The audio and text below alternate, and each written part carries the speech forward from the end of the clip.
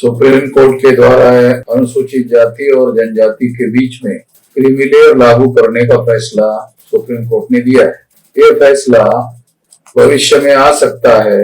ये बात मैंने पहले ही जब ओबीसी को क्रीमी लेयर लागू किया गया था, उसी समय मैंने अनुसूचित जाति जनजाति के लोगों को इसके बारे में सतर्क किया था और उसी समय अनुसूचित जाति और जनजाति के लोगों को कहा था कि ओबीसी को क्रीमी लेयर का सिद्धांत लागू करना ये भविष्य में SC ST लोगों के लिए खतरा हो सकता है। आखिरकार वो बात सच साबित हुई। जो सुप्रीम कोर्ट में जजेस बैठे हुए हैं, उन लोगों के पास ये जानकारी नहीं है ऐसा नहीं है।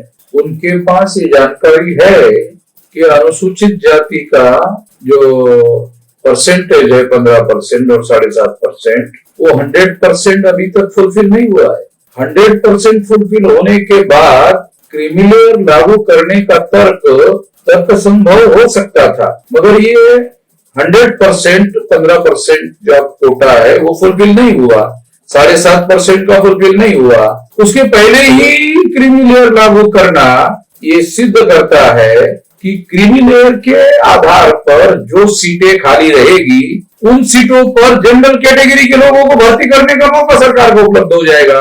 ये असल में एक तरह से SC ST OBC के आरक्षण को नुकसान पहुंचाने का और उनका कोटा फुलफिल होने से रोकने के षड्यंत्र का हिस्सा है। और ये फैसले देने वाले जो जजेस है वो केवल अपने जाति वर्गों का हित ध्यान में रखते हुए ऐसा कर रहे हैं, ऐसा उनके फैसले को पढ़ने के बाद ऐसा लगता है। उन्होंने उस वर्ग का ध्यान नहीं रखा।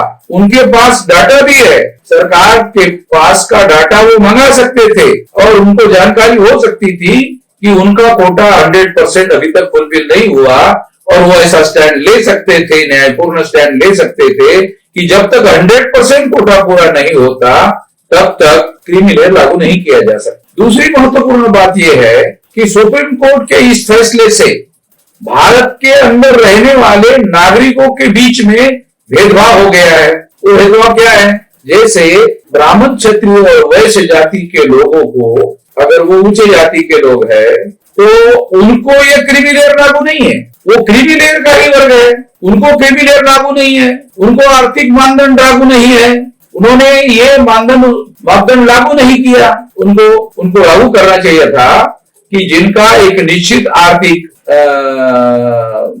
कैपेसिटी है, ऐसे लोगों को सरकारी नौकरियों में बिल्कुल जगह नहीं होगी, ऐसा निर्णय होना चाहिए था। अगर वो ऐसा करते तो वो जो सक्षम लोग हैं वो दूसरे तरह अपने लिए रास्ते खोल सकते थे, उनके पास सक्षमता है। मगर उन्होंने SC ST के लिए, OBC के लिए ऐसा लागू किया और उन लोगों को खुला छोड़ दिया। यानी उनके अंदर जो आर्थिक दृष्टि से बहुत संपन्न लोग हैं उन लोगों को अलाउ कर दिया। तो जो ब्राह्मण, क्षत्रिय, वैश्य लोग हैं उनके साथ और कंपेयर करो SC ST OBC के साथ, तो ये भेदभाव किया गया है ऐसा लगता है। सुप्रीम कोर्ट ऐसा निर्णय दे सकता था कि ये सभी लोगों को क्रीमी लेयर लागू करो, ब्राह्मण, क्षत्रिय, वैश्यों को भी लागू करो। ऐसा करने से समानता के सिद्धांत का उल्लंघन नहीं होता। अगर इस निर्णय ने समानता के सिद्धांत का भी उल्लंघन किया जो भारत के संविधान ने गारंटी देने का काम किया है। ऊंची जाति को क्रीमी लेयर में आने के बावजूद भी उनको किसी प्रकार का बंदिश नहीं है। अगर मान लो अनुसूचित जाति और जनजाति के लोगों के अंदर से क्रीमी लेयर डिलीट कर दिया गया, अगर ऐसा कर दिया गया तो फिर सवाल खड़ा होगा कि अनुसूचित जाति और जनजातियों का कोटा पूरा करने के लिए गुणवत्ता धारक लोग कहां से मिले? जो अनुसूचित जाति के अंदर ज्यादा से ज्यादा पिछड़े वर्ग के लोग हैं, क्या वो मैट्रिक तक अपना एजुकेशन पूरा कर पाए? तो एजुकेशनल क्वालिफिकेशन में डिलीट हो जाएंगे, मेरिट में डिलीट हो जाएंगे और इस तरह से पहले से 15% और 7.5% का कोटा जो पूरा नहीं हो रहा था वो और अधूरा रह जाएगा। और जो अधूरा रह जाएगा वो ऊंचे जाति के ब्राह्मण, क्षत्रिय, वैश्य को उसकी भरपाई करने का मौका मिलेगा। ये निर्णय उचित नहीं है, इसे नहीं माना जा सकता। तो ये दो सिद्धांत, मतलब आप गुणवत्ता धारक भी आपको चाहिए और आपको क्रीमी लेयर भी चाहिए। ये दो सिद्धांत कॉन्ट्राडिक्टरी है।